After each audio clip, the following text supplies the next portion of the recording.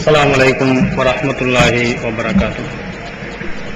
إن الحمد لله نحمده ونستعينه ونستغفره ونعوذ بالله من شرور أنفسنا وسيئات أعمالنا من يهده الله فلا مضل له ومن يضلل فلا هادي له وأشهد أن لا إله إلا الله وأشهد أن محمدا عبده ورسوله.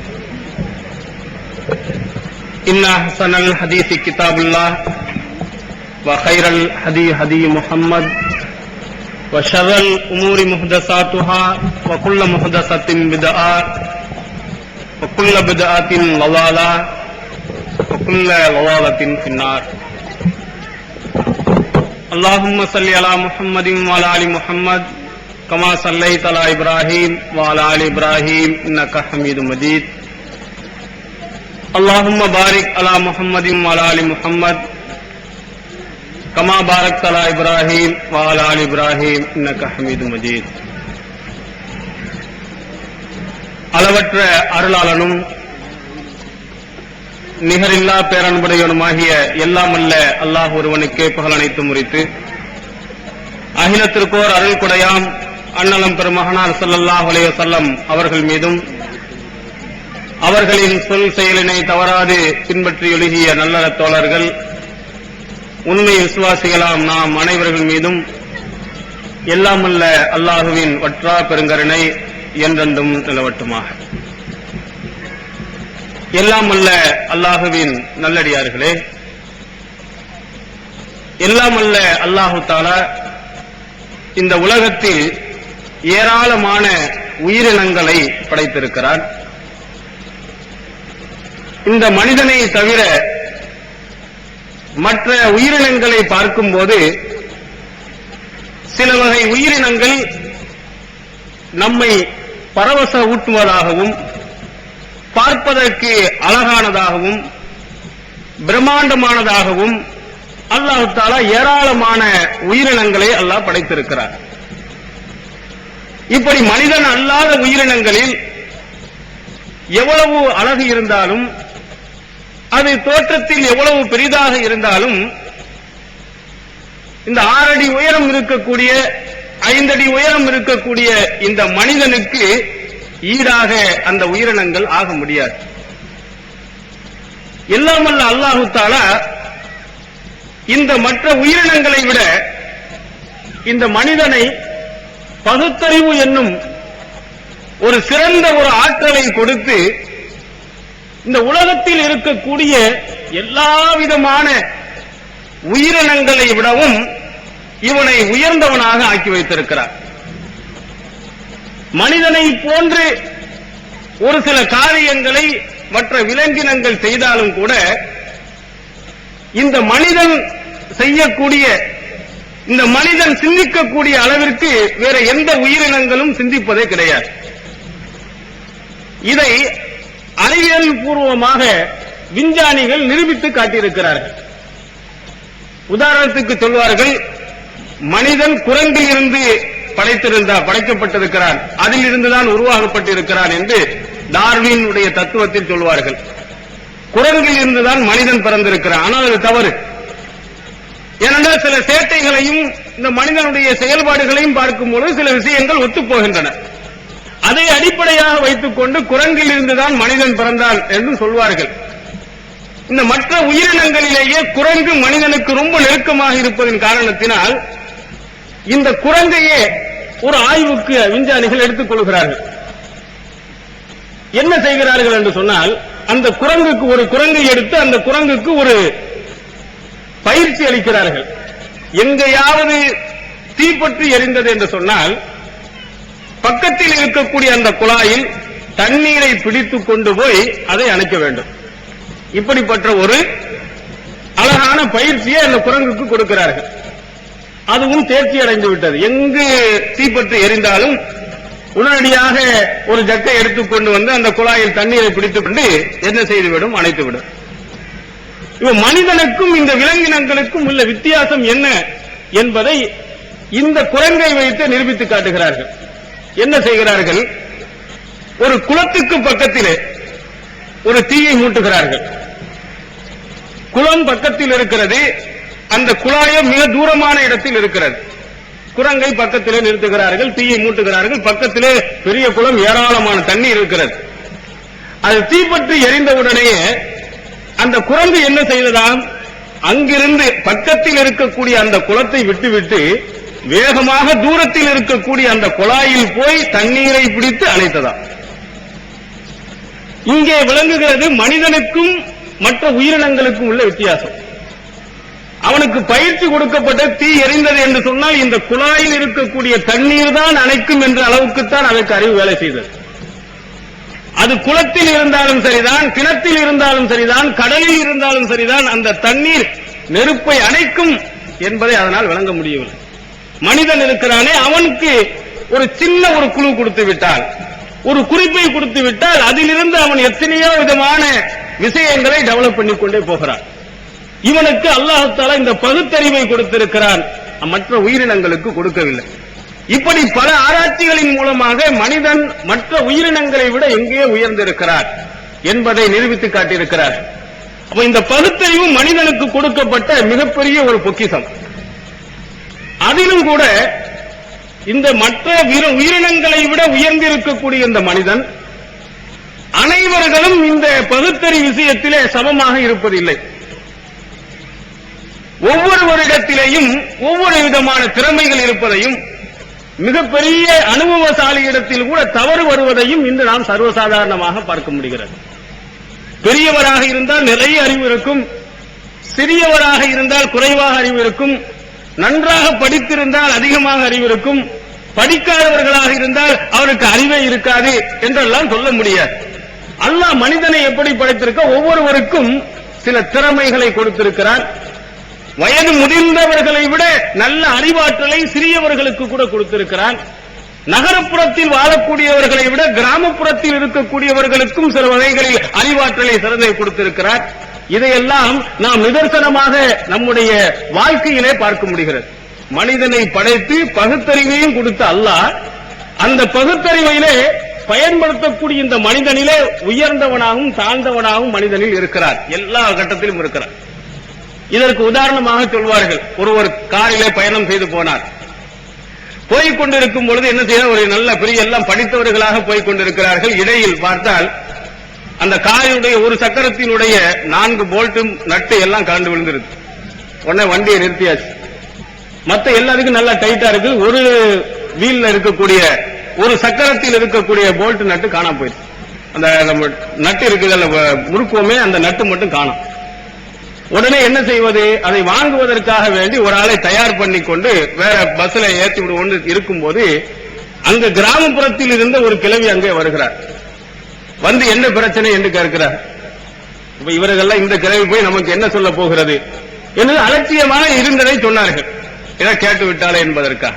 அதற்கு அந்த கிழவி சொன்னால், ஏன் நீங்கள் இதற்காக வேண்டி ஒருவரை போய் அங்கே போய் நட்டை வாங்கி கொண்டு வந்து இங்க டைட் பண்ணி போக வேண்டும் என்ன அவசியம் என்ன இருக்கிறது, நீங்கள் இப்படியே ஓட்டிக்கொண்டு போகலாமே என்று சொன்னார். எப்படி என்று கேட்கும் பொழுது, மீதம் 3 சக்கரம் இருக்கிறது, அதில் இருக்கக்கூடிய ஒவ்வொன்றிலையும் ஒரு நட்டை நீங்கள் கழட்டுங்கள், இப்ப 3 நட்டு உங்களுக்கு கிடைச்சிடும். அப்ப அந்த 3 நட்டை வைத்துக் கொண்டு இன்னொரு நீங்கள் டைட் பண்ணி விட்டீர்கள் என்று சொன்னால் ஒரு குறிப்பிட்ட இடத்துக்கு நீங்கள் போய்விடலாமே என்று அந்த பெண்மணி சொன்னவுடன் அவர்களுக்கு புத்தியில் பட்டது. ஒரு கிராமப்புறத்திலே இருந்த ஒரு கிழவிக்கு இருந்த அந்த அறிவு பெரிய படித்தவர்களுக்கு அங்கே இல்லாமல் போயிருக்கிறது. அல்லாஹ் தஆலா என்ன செய்கிறார், அவங்களுக்கு அந்த புத்தியை கொடுக்கிறார். இதை போன்று ஒரு பயணம் செய்து கொண்டிருக்கும் போது ஒரு வயதானவர் நல்ல மாங்காய் மூட்டையை தூக்கி கொண்டு போனார். ஓடவுடனே லக்கேஜ் கொடு என்று பஸ்ஸுக்காரன் சண்டை. அவர்கிட்ட பணம் இல்லை ஐயான்னு சொல்லியிருக்கா, கேட்க மாட்டேன். பக்கத்தில் இருந்து ஒரு 10 நபர்கள் எல்லாம் போயிட்டு ரொம்ப வயசான ஆளா இருக்கிறாரு, காசு இல்லைங்க விட்டுட்டு அகல முடியாது என்று ஒரே சத்தம். அவ உடனே அந்த வயதான சரி பிரச்சனை இல்லை அப்படின்னு சொல்லிட்டு என்ன செஞ்சாரு, மூட்டையில் இருக்கக்கூடிய மாங்காவை என்ன செஞ்சாரு, எடுத்தார். ஒவ்வொரு 5 மாங்காவையும் தனக்கு சாதகமா பேசுற ஒவ்வொரு ஆள்டையும் கையில கொடுத்தார். மூட்டையில ஒண்ணுமே இல்ல, நீங்க வண்டி இறங்கும் போது எனக்கு என் கையில கொடுத்துட்டு போங்க அப்படின்னு சொன்னாரு.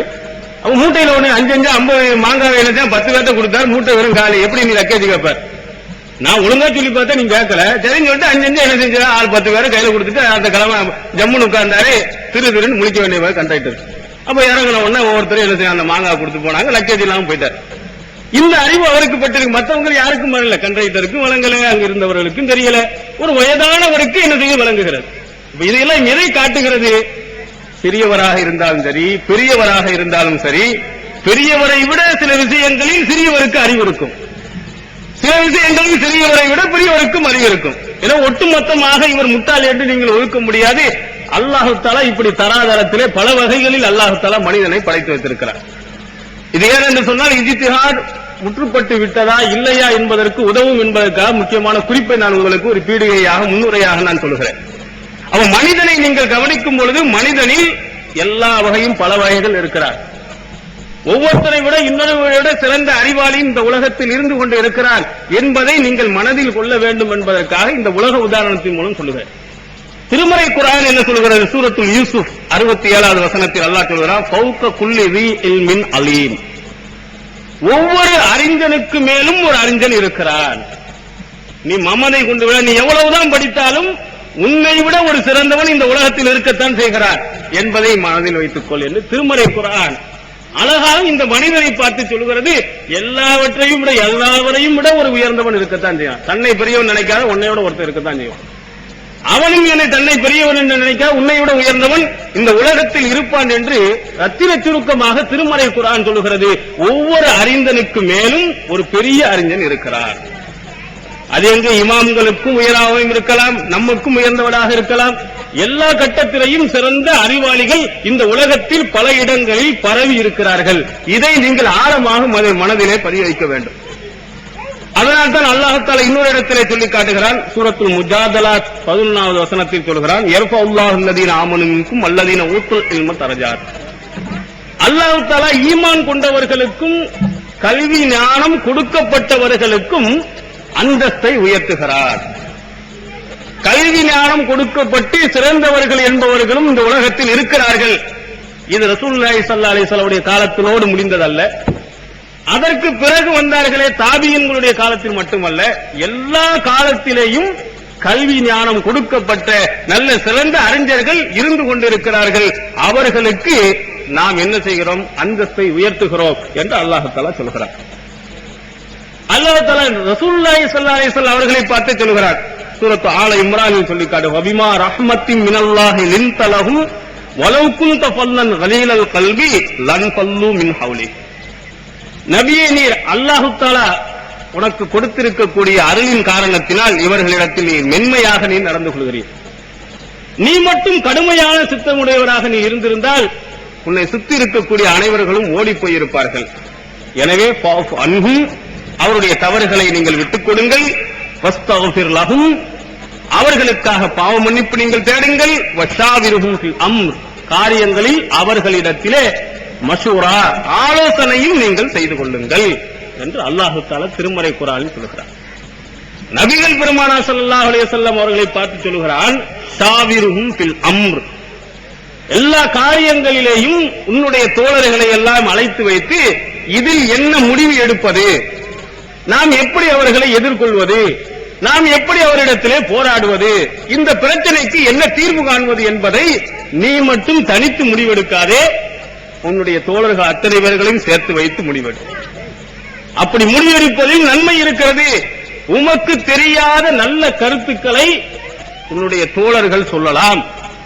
அதனால்தான் அல்லாஹ் தஆலா சொல்லி காட்டுகிறான், நீங்கள் உம்முடைய தோழர்களிடத்திலே ஆலோசனை செய்து கொள்ளுங்கள் என்று அல்லாஹ் இங்கே சுட்டி காட்டுகிறார். அப்ப ஒரு ஆலோசனை செய்கின்ற பொழுது நமக்கு பிடிபடாத பல விஷயங்கள் இன்னொருவரிடத்திலிருந்து நாம் கிடைக்கலாம். அதனால நபிக்கு கூட அல்லாஹ் தஆலா சொல்கிறான், உம்முடைய தோழர்களிடத்திலே நீங்கள் என்ன செய்து கொள்ளுங்கள்? மஷூரா செய்து கொள்ளுங்கள், ஆலோசனை செய்து கொள்ளுங்கள். நபி தோழர்களை பற்றி அல்லாஹ் தஆலா சொல்லும்போது சூரத்து ஷூரா 38வது வசனம், ஆலோசனை என்ற அத்தியாயம் பெயரை இட்டு அல்லாஹ் சொல்லுகிறான், வ அம்ருஹும் ஷூரா பைனஹும், அவருடைய காரியங்கள் எல்லாம் அனைத்தும் ஆலோசனையின் அடிப்படையில் இருக்கும். தானொலித்தனமா இருக்காது. அந்த நபி தோழர்கள் இருக்கிறார்களே, எடுத்தேன் கவிழ்த்தேன் என்று தனி மனிதனாக முடிவெடுக்க மாட்டார்கள். அந்த தோழர்கள் எல்லாம் ஒன்று கூடி ஒரு பிரச்சனை வருகின்ற பொழுது இதிலே நல்லது எது கெட்டது என்பதை ஆய்வு செய்ததற்கு பிறகு முடிவு செய்வார்கள். அவர்களிடத்தில் இருந்த ஒரு சிறந்த பண்பாடு என்று அல்லாஹ் தஆலா நபி தோழர்களை பற்றி இங்கே சுட்டிக்காட்டுகிறார். அப்ப இவைகள் எல்லாம் நமக்கு எதை சுட்டிக்காட்டுகிறது? அந்த நபி தோழர்களில் பெரிய பெரியவர்கள் தான் இருந்தார். அபூபக்கர் இருந்தார்கள், உமர் இருந்தார்கள், அலி இருந்தார்கள், உஸ்மான் இருந்தார். எப்படியே பெரும் நபி தோழர் இருந்தாங்க. நீங்களெல்லாம் தனியா முடிவு எடுத்துக் கொள்ளுங்கள் என்று அல்லாஹ் சொல்லவில்லை. உங்களுக்கு தெரியாத பல விஷயங்களை அங்கே சிறுவராக இருக்கக்கூடியவர் சுட்டிக்காட்டலாம். உங்களுக்கு புரியாத சில விஷயங்களை அந்த சிறியவர்கள் உங்களுக்கு உணர்த்தி விடலாம். எனவே நீங்கள் தவறிழைக்காமல் இருப்பதற்கு இந்த ஆலோசனை மிக முக்கியம். உங்களை விட சிறந்தவர்கள், இந்த ஆலோசனையில் உங்களை விட சிறந்த கருத்துகள் சொல்லக்கூடியவர்கள் உங்களிடத்தில் இருக்கலாம் என்பதைத்தான் நபிகள் பெருமானார் ஸல்லல்லாஹு அலைஹி வஸல்லம் அவருடைய தோழர்களுக்கு சொன்ன வசனம் நமக்கு சுட்டிக்காட்டுகிறது. இதற்கு நிதர்சனமான நிறைய சான்றுகளை நாம் சொல்லலாம். திருமறை குர்ஆனே நமக்கு சொல்லுகிற சூரத்துல் அம்பியா, ஒரு தந்தையை விட மகன் சிறந்த அறிவாளியாக இருந்திருக்கிறார் என்பதற்கு திருமறை குர்ஆன் சொல்கிறது.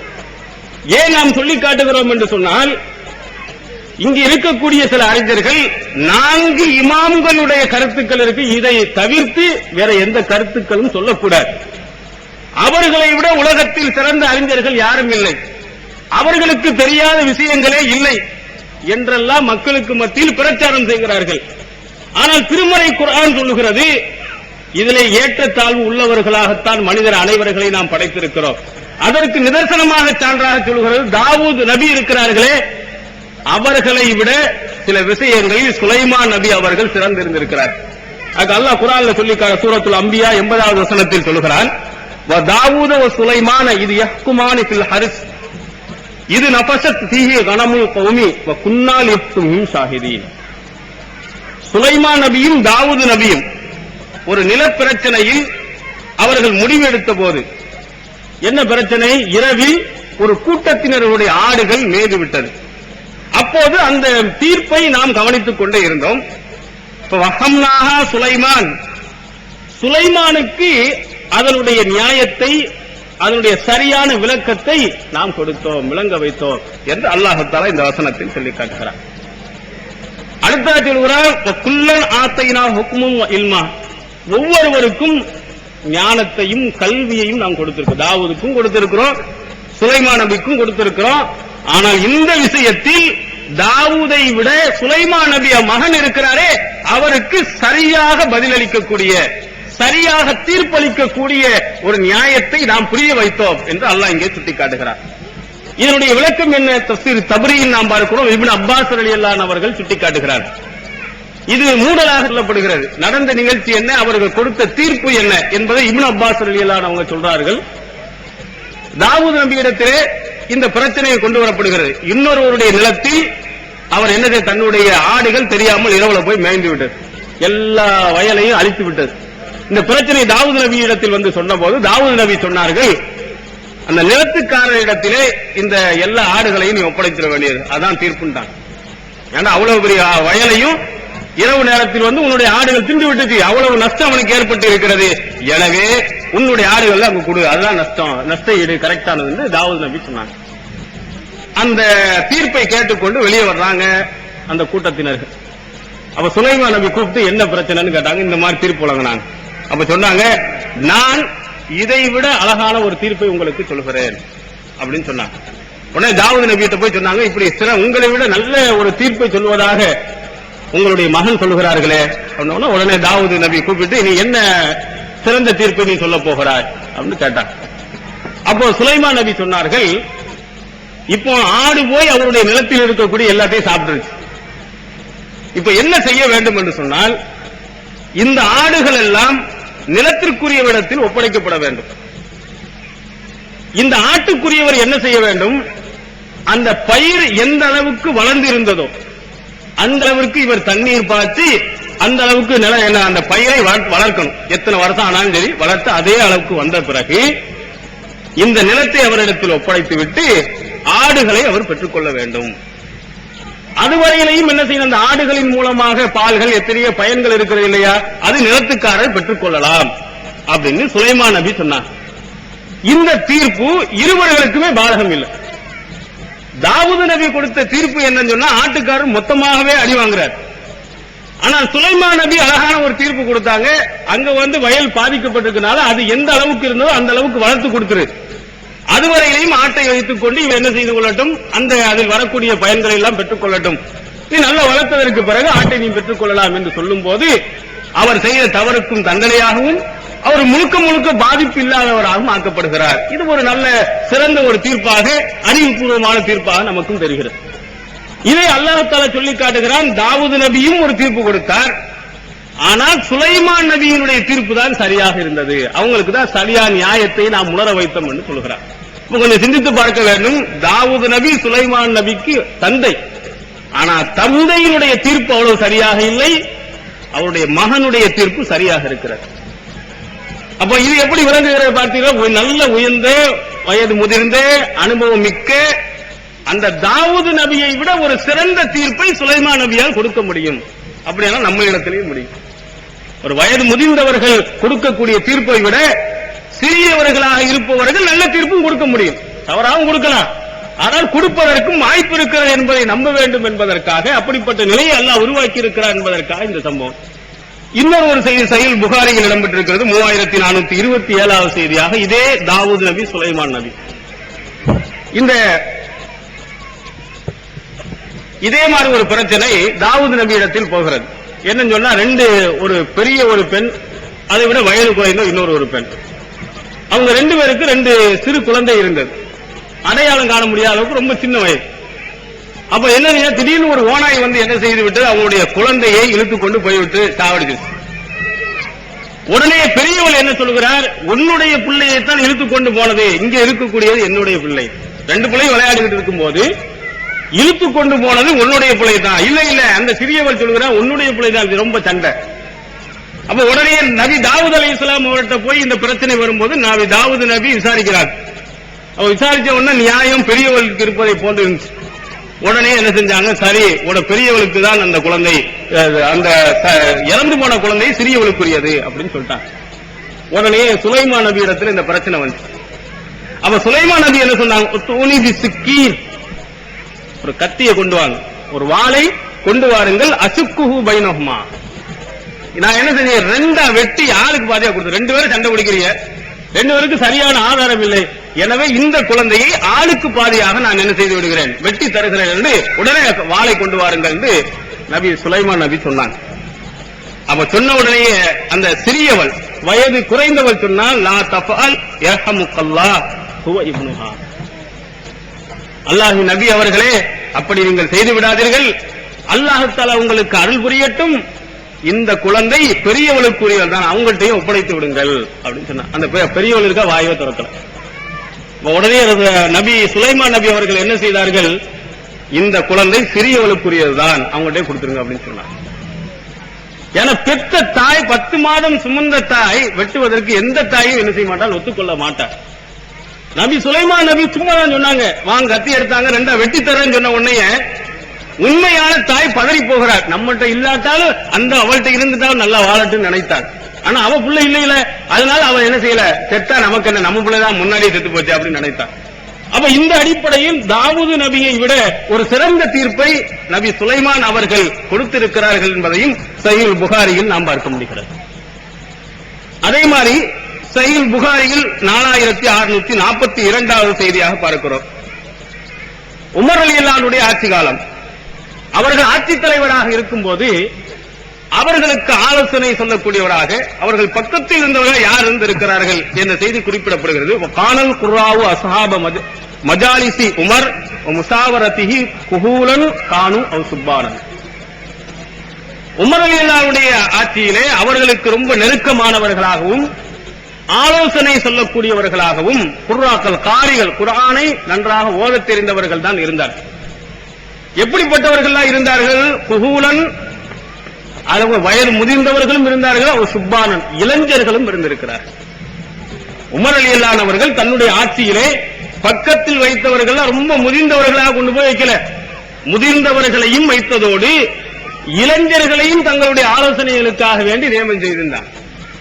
இது எதை காட்டுகிறது, உமர் ரலியல்லாஹு அன்ஹு அவருடைய நாவிலே அல்லாஹ் பேசுகிறான் என்றெல்லாம் ரசூலுல்லாஹி ஸல்லல்லாஹு அலைஹி வஸல்லம் சிறப்பித்து சொன்ன அந்த உமர் தன்னுடைய அவையிலே வயது முதிர்ந்தவர்களையும் வைத்திருந்தார்கள், இளைஞர்களையும் வைத்திருந்தார்கள். எதற்கு, ஆலோசனை கூறுவதற்காக. இந்த வயது முதிர்ந்தவர்களை விட நல்ல ஆலோசனைகளை இந்த இளைஞர்களும் கூட சொல்ல முடியும் என்று நம்பிய காரணத்தினால் அவர்கள் இப்படி செய்திருந்ததை நாம் பார்க்க முடியும். அப்ப இதை விளங்கிக் கொள்ளும் சிறியவர் பெரியவர், வயது முதிர்ந்தவர், வயது குறைவானவர். ஏழு வயது முதிர்ந்தவர்களுக்குத்தான் நல்ல அறிவு இருக்கும், வயது குறைவானவர்களுக்கு நல்ல அறிவு இருக்காது என்று நீங்கள் முடிவு செய்யக்கூடாது. இளைஞர்களாய் அவசரப்பட்டு விடுவார்கள், விவேகமற்ற முறையில் சொல்லி விடுவார்கள் என்றும் சொல்லக்கூடாது. அங்கும் கூட அற்புதமான அழகான ஆலோசனைகள் சொல்ல முடியும் என்பதை இந்த செய்திகள் நமக்கு உணர்த்துகிறது. அதே மாதிரி ஆண் பெண் எப்பொழுதுமே சொல்வார்கள், பெண்களை பற்றி சொல்லும் பொழுது பெண் புத்தி பின் புத்தி என்று சொல்வார்கள். பெண்களுடைய அந்த புத்திமதி இருக்கு, அது உருப்படாத புத்திமதி தான், பின்னால் தூக்கி எறியக்கூடிய அளவுக்கு தான் இருக்குமே தவிர ஒழுங்கான உருப்படியான புத்திமதி இருக்கவே இருக்காது அப்படின்னு தமிழிலேயே, இஸ்லாத்தில் கூட இல்ல, தமிழ்நாட்டுடைய பழக்க வழக்கத்திலே ஒரு பழமொழியாக சொல்லிவிட்டார்கள். பெண்களுக்கு என்ன செய்யணும், நல்ல புத்திமதி எல்லாம் சொல்ல தெரியாது. அதுக்கு ரசூல் ஸல்லல்லாஹு அலைஹி வஸல்லம் அவர்களுக்கு மேலே என்ன செய்திருக்காங்க, இத்துக்கட்டி கூட சொல்லி இருக்கிறாங்க. எந்த அளவுக்கு சொல்லி இருக்காங்கன்னு சொன்னா, பெண்களிடத்திலே ஆலோசனை பெற்று அவங்களுக்கு மாற்றமா நீங்கள் நடங்கள். போய் கேட்கணுமா, இது செய்யலாமா செய்யக்கூடாதா, பொம்பளைங்க செய்யலாம் சொன்னா நீங்க செய்யக்கூடாது, அவங்க செய்யக்கூடாதுன்னா நீங்க செய்யணும். இப்படி ரசூல் ஸல்லல்லாஹு அலைஹி வஸல்லம் சொன்னார்கள் என்று பொய்யான செய்தி, இது உண்மையான செய்தி அல்ல. ரசூல் ஸல்லல்லாஹு அலைஹி வஸல்லம் அவர்கள் மீது என்ன செய்ய இட்டு கட்டி இருக்கிறான். அந்த பெண்களுடைய ஆலோசனைகளுக்கு மாற்றமாக நடப்பதில் பரக்கத் இருக்கிறது என்றெல்லாம் நபி ஸல்லல்லாஹு அலைஹி வஸல்லம் இட்டுக்கட்டி நிறைய சொன்னாங்க. அதே மாதிரி தமிழிலும் கூட பெண் புத்தி பின் புத்தின்னு சொல்லி இருக்கிறார். அப்படியும் இஸ்லாம் சொல்லவில்லை. ஆண்களை விட சில விஷயங்களில் பெண்கள் சிறந்த அறிவாற்றல் உடையவர்களாக இருக்க முடியும் என்பதற்கு அன்னை ஆயிஷா சித்திகா ரலியல்லாஹு அன்ஹா அவர்கள் மிகச்சிறந்த ஒரு சான்று. ஒரு செய்தி திருமதியில் இடம்பெறுகிறது. அபு மூசா ரலியல்லாஹு அன்ஹு அவர்கள் சொல்கிறார்கள், மாஸ்கல் அலைனா அஸ்ஹாப ரசூலுல்லாஹி ஸல்லல்லாஹு அலைஹி வஸல்லம் ஹதீஸுன் கத்து ஃபஸஅல்னா ஆயிஷத இல்லா வஜத்னா இந்தஹா மின் இல்மா. அபு மூசா அவர்கள் மிக சிறந்த ஒரு நபித்தோழர் சொல்கிறார்கள், நபித்தோழர்கள் இருக்கிற அவர்களுக்கு ஹதீசுகளில் ஏதாவது ஒரு சிக்கல் ஏற்பட்டு விட்டால், இது என்ன பிரச்சனை, எப்படி தீர்வு செய்ய வேண்டும் என்ற கஷ்டங்கள் ஏற்பட்டால் ஃபஸஅல்னா ஆயிஷா, நாங்கள் ஆயிஷாவிடத்தில் போய் கேட்போம். ஆயிஷா பெரிய கிழவிலாம் கிடையாது. ரசூல் ஸல்லல்லாஹு அலைஹி வஸல்லம் இறக்கின்ற பொழுது அவர்களுடைய வயது 18 தான். ரசூல் ஸல்லல்லாஹு அலைஹி வஸல்லம் அவர்களோடு மிக குறைந்த காலம் தான் இருந்திருக்கிறார்கள், சிறு வயதாகத்தான் இருந்திருக்கிறார்கள். அவ 18 வயதா ரசூல், அந்த 18 வயதுக்குள்ளதான் ரசூல் ஸல்லல்லாஹு அலைஹி வஸல்லம் அவருடைய செய்திகளை நிறைய கேட்டிருந்தாங்க. அப்போ ஆண் நபி தோழர்களுக்கு ஹதீசுகளில் ஏதாவது சிக்கல் ஏற்பட்டால் என்ன செய்வார்கள், முதல்ல ஆயிஷாவிடத்தில் போய் கேட்பார்கள். கேட்டது மட்டுமல்ல, இல்லா வஜத்னா இந்தஹா மின்ஹு இல்மா, அவர்களிடத்திலே சில ஞானத்தையும் பெற்றுக் கொள்வோம். அதுக்கு பிரச்சனைக்கு ஒரு தீர்வையும் கூட ஆயிஷாட்ட அந்த பொம்பளைட்டாக நாங்கள் பெற்றுக்கிறோம்.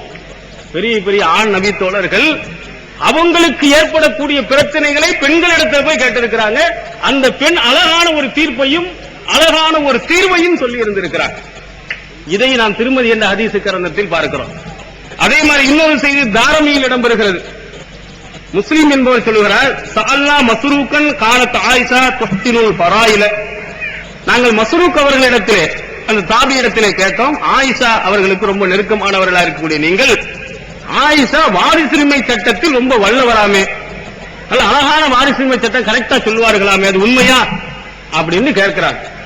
அதற்கு மஸ்ரூக் அவர்கள் சொல்லுகிறார், கால வல்லதி லா இலாஹ கைருஹு, எவனை தவிர வேறு கடவுள் இல்லையோ அவன் மீது சத்தியமாக நான் சொல்லுகிறேன், லகத் ரஅய்துல் அகாபிர மின் அஸ்ஹாபி முஹம்மதின் யஸ்அலூனஹா அனில் ஃபராயித். அல்லாஹ்வின் மீது சத்தியமிட்டு அவர்கள் சொல்கிறார்கள், நபித்தோழர்களில் வயது முதிர்ந்தவர்கள், அகாபிர் பெரிய வயது முதிர்ந்த நபித்தோழர்கள் எல்லாம் ஆயிஷா அவர்களிடத்திலே வந்து வாரிசுரிமை சட்டத்தை பற்றி கேட்டு தெளிவுபட்டு செல்வார்கள் என்று மஸ்ரூக் அவர்கள் சொல்கிறார். பெரிய நபித்தோழர்களுக்கு சட்ட பிரச்சனைகள் வரும்போது எப்படி தீர்ப்பது என்பது வரும்போது அவர்களுக்கு தெரியாததை, அவர்களுக்கு புரிந்து கொள்ள முடியாததை அன்னை ஆயிஷா என்ற ஒரு பெண்மணி, வயது குறைந்த ஒரு பெண்மணி அங்கே விளக்கி காட்டியிருக்கிறார். இதையும் நாம் ஹதீஸிலே நாம் பார்க்க முடிகிறது.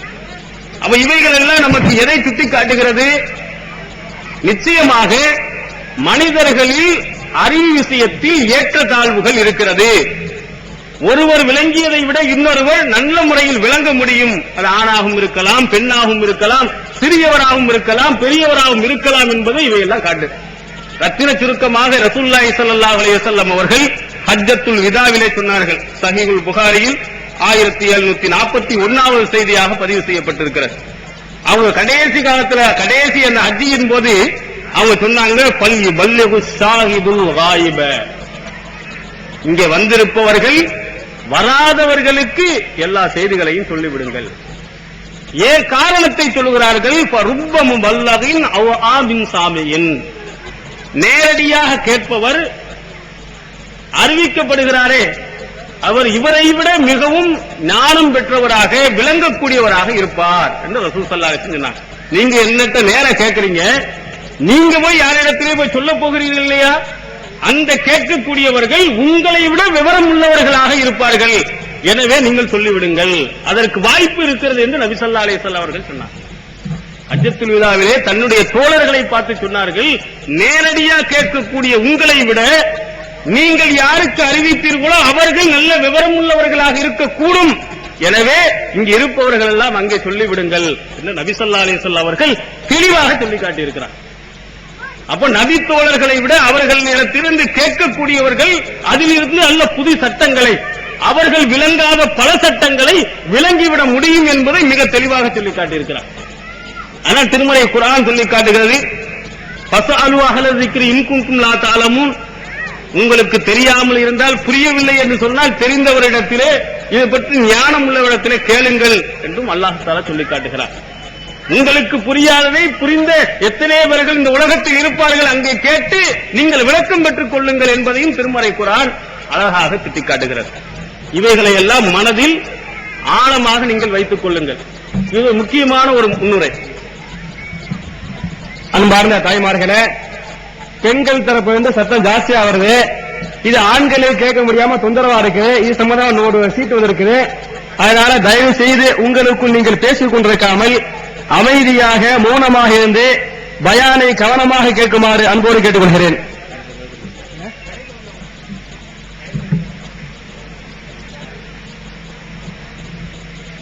இதை இந்த அடிப்படையை நீங்கள் கவனமாக வைத்துக் கொள்ளுங்கள். இதுவரை நான் சொன்னது, ஒவ்வொரு இடத்திலேயும் அல்லாஹ் தஆலா சில நல்ல ஆற்றல்களை கொடுத்திருக்கிறார். அது எல்லா காலகட்டத்திலும் இருக்கு. ரசூல் ஸல்லல்லாஹு அலைஹி வஸல்லம் காலத்திலிருந்து இன்று வரையிலையும் இருக்கக்கூடிய ஒரு இடத்திலே ஒவ்வொருவரை விட சில விஷயங்களில் சிறந்தவராக இருக்க முடியும்.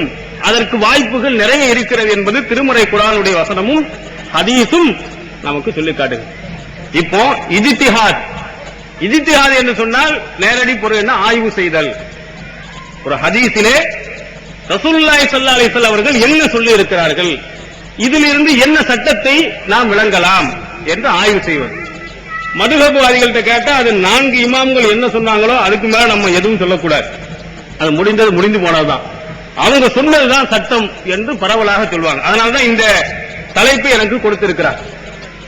அப்படிப்பட்ட நிலைமை உண்டா இல்லையா என்பதை நாம் ஹதீஸ்களில் இருந்து நாம் இப்ப வழங்க போறோம். அதுக்கு முன்னுரை நான் சொல்லிவிட்டேன். ஒருவர் இன்னொருவரை விட சிறந்தவராக இருக்க முடியும், அவரை விட அழகிய சட்டங்களை வடித்து உங்களுக்கு கொடுக்கக்கூடியவர்களாக இருக்க முடியும் என்பதற்கு நிறைய சான்றுகள் உங்களுக்கு சொல்லியிருக்கிறேன். இப்போ அதற்கு அடுத்ததாக இந்த ஹதீஸை பற்றி நபி ஸல்லல்லாஹு அலைஹி வஸல்லம் அவர்கள் என்ன சொல்லி இருக்கிறார்கள், அதற்கு நாம் இப்போ வருவோம். புகாரியில் 2977வது செய்தி, முஸ்லிமில் செய்தி பதிவு செய்யப்பட்டிருக்கு, வேற ஹதீஸ் கரணங்களிலும் இடம்பெற்றிருக்கு. ரசூல் ஸல்லல்லாஹு அலைஹி வஸல்லம் சொன்ன, அபூ ஹுரைரா ரலியல்லாஹு அன்ஹு சொல்றாங்க, புஇஸ்து பி ஜவாமிஇல் கலிமி, நான் ஜவாமிஉல் கலிமாக அனுப்பப்பட்டிருக்கிறேன். ஜவாமிஉல் கலிம் என்று சொன்னால் என்ன பொருள்? அல் லஃப்லுல் கலீல் அல் கஸீருல் மானி, குறைந்த சொற்கள் நிறைந்த பொருள்கள். நான் எப்படி அனுப்பப்பட்டிருக்கிறேன் என்று சொன்னால், நான் ஒரு சின்ன ஒரு வார்த்தை தான் சொல்லுவேன், அதிலே ஏராளமான சட்டங்கள் நீங்கள் எடுக்க முடியும். அப்படி நான் அனுப்பப்பட்டிருக்கிறேன். எனக்கு அல்லாஹ் கொடுத்திருக்கக்கூடிய ஒரு தனி சிறப்பு என்று ரசூலுல்லாஹி ஸல்லல்லாஹு அலைஹி வஸல்லம் சொல்லி காட்டுறாங்க. குறைந்த சொற்கள் நிறைந்த பொருள்கள். ஒரு சின்ன ஒரு வாசகம் தான் இருக்கும், அதில் லட்சக்கணக்கான சட்டங்களுக்கு நீங்கள் என்ன செய்ய முடியும்? தீர்வு நீங்கள் காண முடியும். இதை ரசூல் ஸல்லல்லாஹு அலைஹி வஸல்லம் அழகாக இந்த சமூகத்திற்கு சொல்லி இருக்கிறார். எத்தனையோ பிரச்சனைகள், இந்த நவீன பிரச்சனைகள் இங்கு வந்து கொண்டிருக்கிறது. ரத்த தானம் செய்யலாமா, அதை போஸ்ட்மார்ட்டம் செய்யலாமா, பேபி இருக்கிறாங்களே அந்த மாதிரி உள்ள குழந்தையை கணவனுடைய விந்தை எடுத்துக்கொண்டு மனைவியுடைய கற்பறையில் வைத்து வளர்க்கலாமா? இப்படி எத்தனையோ பிரச்சனைகள் வருகிறது. அங்கே இதுக்கு சந்திர மண்டலத்துக்கு ஒருவன் போய்விட்டால் அவன் எதை பார்த்து தொழுவார் என்றெல்லாம் எத்தனையோ நவீன பிரச்சனைகளை, நவீன கண்டுபிடிப்புகளை நாம் கண்டுபிடித்ததின் காரணத்தினால் எத்தனையோ வருகிறது. அதுக்கெல்லாம் மதுஹப் நூல்ல எங்கேயும் பார்க்க முடியாது. அப்ப ரசூல் ஸல்லல்லாஹு அலைஹி வஸல்லம் அவர்களுக்கு இதற்கு தீர்வு சொல்லவில்லையா?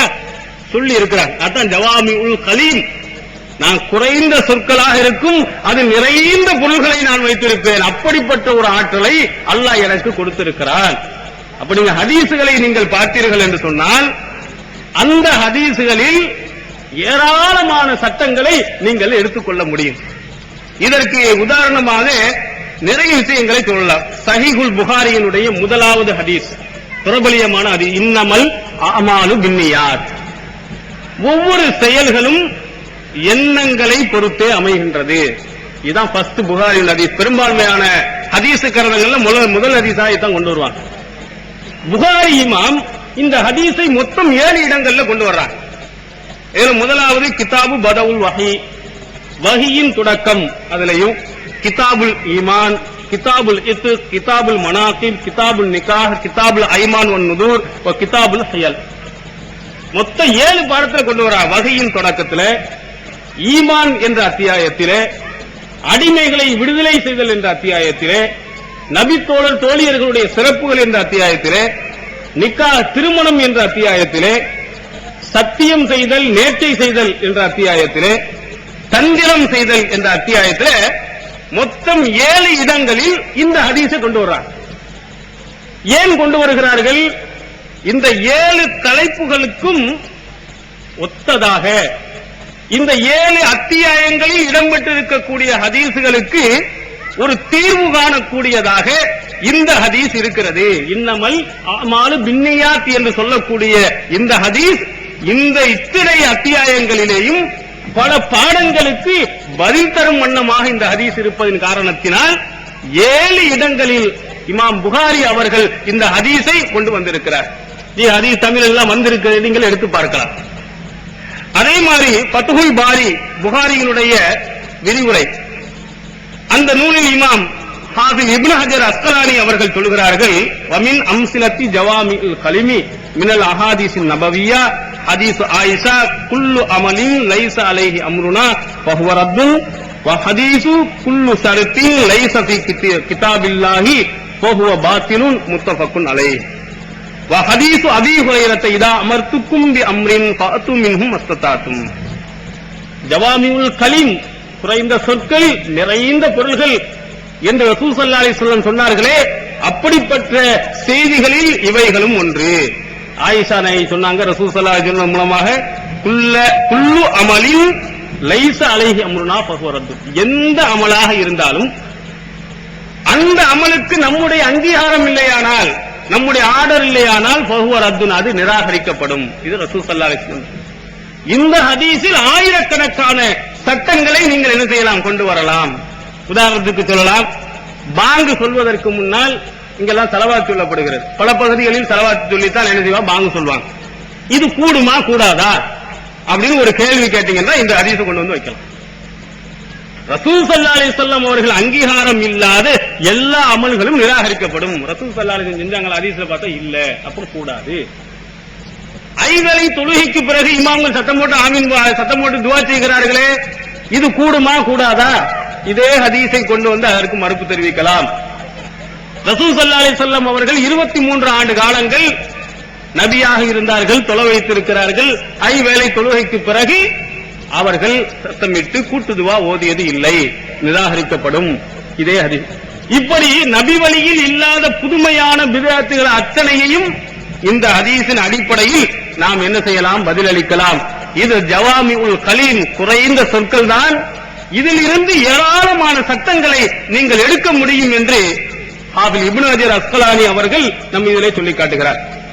அதே போன்று இன்னொரு ஒரு செய்தி, இமாம் நவவி ஷாஃபி மதுஹபில் ரொம்பவும் பிரபலியமானவர்கள் என்று சொல்லக்கூடியவர்கள், இமாம் நவவி அவர்களுடைய சொல்லை ஃபத்ஹுல் பாரியிலே, அதாவது ஹாஃபிஸ் இப்னு ஹஜர் அஸ்கலானி அவர்கள் புகாரியுடைய விரிவுரையாக இருக்கிறார்களே அந்த நூலிலே ஒரு இதா அமர்த்துக்கும் பில் அம்ரி ஃபாத்து மஸ்ததாத்தும், நான் ஏதாவது கட்டளையிட்டேன் என்று சொன்னால் உங்களால் முடிந்த அளவிற்கு நீங்கள் கட்டுப்பட்டு நடங்கள்.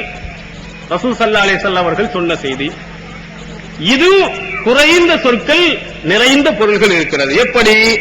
அதற்கு இமாம் நவவி அவர்கள் சொல்லி காட்டுகிறார்கள், வயதுகுலு ஃபீஹி கஸீரும் மினல் அஹ்காம், ஏராளமான சட்டங்கள் இந்த ஹதீஸின் உள்ளே அடங்கும். இதிலிருந்து தீர்ப்பு நாம் கொடுக்க முடியும். எப்படி? லிமன் அஜஸ அன் ருக்னின் மின்ஹா அவ் ஷரத்தின், ஒருவன் தொழுகிறான், தொழுகைக்கு மிக முக்கியமான ஷரத்துக்கள் இருக்கிறது, சில முக்கியமான அடிப்படைகள் செய்ய வேண்டும் என்று இருக்கிறது, ஒருவனால் முடியவில்லை. ஆடை அணிய வேண்டும் என்று இருக்கிறது, குறிப்பிட்ட அளவு என்ன செய்ய வேண்டும், அணிய வேண்டும் என்று இருக்கிறது. ஆனால் அவனுக்கு அந்த அளவுக்கு இல்ல, ஒரு சின்ன அளவுதான், ஒரு சின்ன துண்டு தான் இருக்கிறது. இப்ப இவன் தொழலாமா தொழக்கூடாதா? தொப்புளிலிருந்து மூட்டு வரை மறைக்க வேண்டும் என்று சொல்லப்படுகிறது. அப்ப இருக்கக்கூடிய அவன்கிட்ட இருக்கக்கூடிய துண்டு என்னன்னா மூட்டு வரை மறைக்காது, அதை விட கொஞ்சம் மேலதான் இருக்கு. இப்ப இவன் தொழலாமா தொழக்கூடாதா?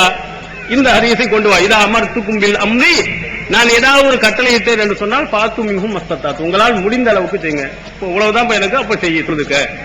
அப்போ இதற்கும் நீங்கள் சொல்லலாம்.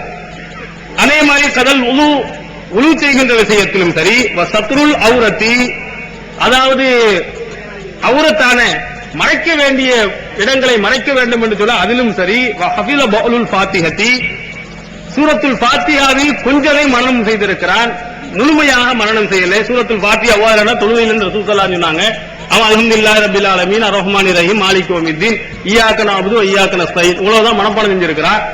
இவன் தொழலாமா தொழக்கூடாதா? இந்த ஹதீஸை கொண்டு வாருங்கள், முடிந்த அளவு செய். அந்த எவ்வளவுதான் இருந்துச்சு, அவ்வளவு என்ன செய்யலாம், தொழுது கொள்ளலாம் என்று நீங்கள் இதில் எடுக்கலாம். அதே மாதிரி இஹ்ராஜ் பாலு ஜகாத்தில் ஃபித்ரி லிமல்லம் யக்திரு அலல் குல்லி, அடுத்ததா ஜகாத்துல் ஃபித்ர், நோன்பு பெருநாள் தர்மம் இருக்கிறது. அது வீட்டில் இருக்கக்கூடிய பிறந்த குழந்தைகள் எல்லாத்துக்கும் என்ன செய்யணும், கொடுக்கணுமா. ஒரு 2.5 கிலோ அளவிற்கு தானியத்தை நாம், உணவு தானியத்தை நாம் தர்மமாக கொடுக்க வேண்டும். ஆனால் என்கிட்ட இருக்கிறது 5 குழந்தை இருக்குது, நான் எவ்வளவு 2.5 கிலோன்னு சொன்னா 3 பேருக்கு தான் கொடுக்க முடியும், நான் கொடுக்கலாமா கொடுக்க கூடாதா அப்படி நீங்க ஒரு சட்டம் கேட்டீர்கள் என்றால் இந்த ஹதீஸில் இருந்து என்ன செய்யலாம், பதில் சொல்லலாம். உங்களால் முடிந்தளவு 3 பேருக்கு 3 பேர் கொடுத்துரு, என்ன செய்யலாம். இப்படி ஏராளமான சட்டங்கள் இந்த ஒரு ஹதீஸை வைத்துக் கொண்டு சொல்லலாம் என்று இமாம் நவவி அவர்கள் என்ன செய்திருக்கிறார்கள், சொல்லி காட்டியிருக்கிறார். இப்படி ஏராளமான சட்டங்கள் ரசூல் ஸல்லல்லாஹு அலைஹி வஸல்லம் அவர்கள் ஒரு சின்ன ஒரு சொல்லிலே நிறைய சட்டங்களை வைத்திருக்கிறார். இமாம்களுடைய காலத்தில் தான் அவங்க என்ன பிரச்சனை வந்து அதை மட்டும்தான் அந்த ஹதீஸை ஆய்வு செய்வாங்க, அதுக்கு மட்டும்தான் பதில் சொல்வார்கள். ஆனா இந்த காலத்தில் வருவது அவங்களுக்கு தெரியாது. இல்முல் கய்ப், மறைவான ஞானம் அவர்களுக்கு கிடையாது. அதனால அவர்களால் அந்த ஆய்வு செஞ்சிருக்க முடியாது. அதனால நம்முடைய காலத்தில் நாமும் என்ன செய்யலாம், ஆய்வு செய்யலாம், அது தவறும் கிடையாது. அதற்கு என்ன சான்றுகள், நிறைய ஆலிம்கள் சொன்னதை அந்த ஆலிம்களாக இருக்கக்கூடிய உலமாக்களை மறுத்திருக்கிறார். இவங்க ஒரு சட்டத்தை சொல்லிருப்பா, இது இந்த சட்டம் மாற்றம், இவருடைய ஆய்வு தவறு என்று பல அறிஞர்கள் சொல்லி இருப்பதற்கு நான் நிறைய உதாரணம் உங்களுக்கு சொல்லலாம். உதாரணத்திற்கு தப்சீருல் குர்துபி, மிகச்சிறந்த ஒரு தப்சீர், திருமறை குர்ஆனுடைய விளக்க உரை நூல். அவங்க சொல்லி காட்டுறாங்க, அன்ன உமர் இப்னுல் கத்தாப் ரலியல்லாஹு அன்ஹு ஸல்லல் இஸாஅ ஃபஸ்தஃப்தஹ ஆல இம்ரான் ஃபகரஅ அலிஃப் லாம் அல்லாஹு லா இலாஹ இல்லா ஹுவல் ஹய்யுல் கய்யூம் ஃபகரஅ ஃபிர் ரகஅத்தில் ஊலா பிமஅத்தி ஆயத்தின் வ ஃபிஸ் ஸானியத்தி பில் மிஅத்தில் பாக்கியா. உமர் ரலியல்லாஹு அவங்க என்ன செய்தார்கள், இஷா தொழுகையை ஆரம்பிச்சாங்க. அதுல ஆல இம்ரானுடைய ஆரம்பம் முதல் ரக்காயத்துல ஒரு 100 வசனங்களை ஓதுனாங்க. ஒன்னும் ஒரு 100 வசனம் இருக்கு, 200 வசனம் இருக்கு அதுல. அப்புறம் என்ன செஞ்சாங்க, மீதமுள்ள 100 வசனத்தை 2வது ரக்காயத்துல என்ன செஞ்சாங்க, ஓதுனாங்க. இப்ப உடனேயே இது கூடுமா கூடாதா, அறிஞர்களிடத்துல கருத்து வேறுபாடு. அவர்கள் சொல்ற கால உலமாவுனா, நம்முடைய உலமாக்கள் ஆலிம் பெருந்தகையில் சொல்கிறார்கள், லா யக்ரவு சூரத்தன் ஃபீ ரகஅத்தைனி, ஒரே சூறாவை 2 ரக்காத்துகளில் பிரித்து ஓதக்கூடாது அப்படின்னு நம்முடைய ஆலிம் பெருந்தகையில் சொல்றாங்க. அப்படி சொல்றது அவ்வளவு சிறப்புக்குரியது கிடையாது. ஓடித்தானா கூடும், ஆனா சிறந்ததா இல்லையா சொன்னா சிறந்தது இல்ல.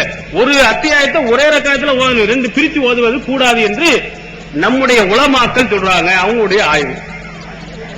அப்போ மாலிக் இமாம் என்ன சொல்லி காட்டுறாங்க, கால மாலிக் ஃபில் மஜ்முஆ, மஜ்முஆ என்ற நூலிலே இமாம் மாலிக் அவர்கள் சொல்கிறார்கள், லா பஅஸ பிஹி வ மா ஹுவ பிஷார், இதுல எந்த தப்புமே கிடையாது, இது பெரிய பிரச்சனையே கிடையாது என்று மாலிக் இமாம் சொல்றாங்க. நம்ம உலமாக்கள்ல பெரும்பான்மையை சொல்றாங்க அப்படி செய்யக்கூடாது என்று. மாலிக்கால் பெருசே கிடையாது, தவறே கிடையாது, தாராளமா செய்யலாம் என்று மாலிக்குமான்னு சொல்றாங்க. இது ரெண்டு விஷயத்தையும் சொல்லிவிட்டு இமாம் குர்துபி அவர்கள் சொல்கிறார்கள், குல்து அஸ்ஸஹீஹ், நான் சொல்லுகிறேன் சரியான கருத்து எதுவென்று சொன்னால் ஜவாசு தாலிக, இப்படி செய்வது கூடும். ஒரே அத்தியாயத்தை 2 ரக்காத்துகளில் பிரித்து ஓதலாம்.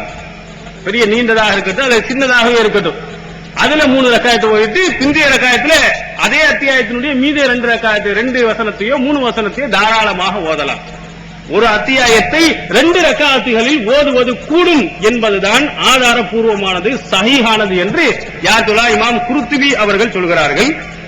அதற்கு என்ன சான்றுகளோ? வகது கரான் நபி ஸல்லல்லாஹு அலைஹி வஸல்லம் பில் ஆராஃப், ரசூலுல்லாஹி ஸல்லல்லாஹு அலைஹி வஸல்லம் சூரத்துல் ஆராஃபை ஓதி இருக்கிறார்கள்.